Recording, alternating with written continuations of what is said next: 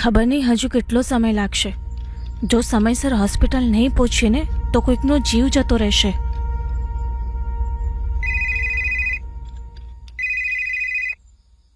હા પૂજા. હા, ક્યાં છો તમે? અરે નીકળવાનો જ હતો, પણ એક અર્જન્ટ રિપેરિંગનું કામ આવી ગયું.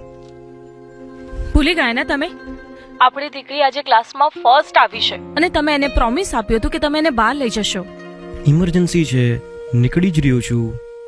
હંમેશા તમારી ઇમરજન્સી જ હોય છે. તમે રેડી રહ્યો, હું આવી જ રહ્યો છું. મેડમ, ક્લચ પ્લેટ બધું ચેક કરવું પડશે, થોડો સમય લાગશે. કેટલો ટાઈમ લાગશે કમલેશભાઈ?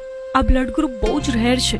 સમયસર હોસ્પિટલમાં નહીં પહોંચીને તો ડોક્ટર સાહેબે ફોન પર કહ્યું હતું, પણ તમે ફિકર નહીં કરતા, હું ટાઈમથી પહેલા પહોંચાડીશ તમને.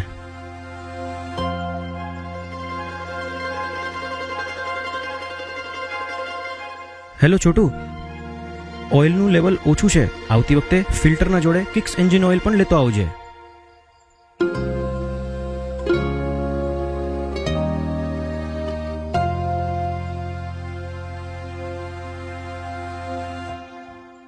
કિક્સ એન્જિન ઓઇલ પણ ટોપ અપ કરી દીધું છે. હવે એન્જિનમાં કોઈ પ્રોબ્લેમ નહીં આવશે. થેન્ક યુ સો મચ કમલેશભાઈ. જો તમે ના હોત ને તો આજે આ બ્લડ યુનિટ સમયસર અમે ન પહોંચાડી શક્યા હોત. એમાં થેન્ક યુની શું વાત છે સિસ્ટર, આ તો મારું કામ છે.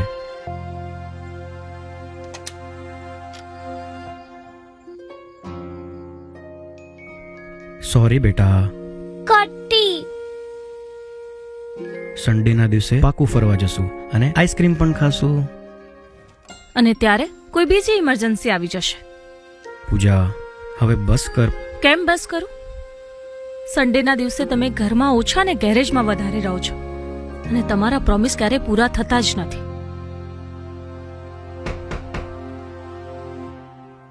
અરે ડોક્ટર સાહેબ, તમે અહીંયા? બધું સારું છે?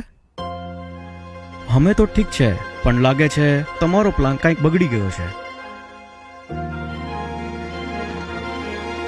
કોંગ્રેચ્યુલેશન્સ બેટા, તમે ક્લાસમાં ફર્સ્ટ આવ્યા છો. Thank you doctor uncle. પણ તમને ખબર છે આજે કોઈ બીજું પણ ફર્સ્ટ આવ્યું છે? તમારા પપ્પા, મારા પેશન્ટને બચાવવા માટે. સાચું, જો આજે કમલેશભાઈ સમય અનુસાર આવી એમ્બ્યુલન્સ ઠીક ન કર્યું હોત તો કોઈકની જાન નીકળી જાત. અગર હું ડોક્ટર છું તો તમારા પપ્પા ગાડીના ડોક્ટર છે.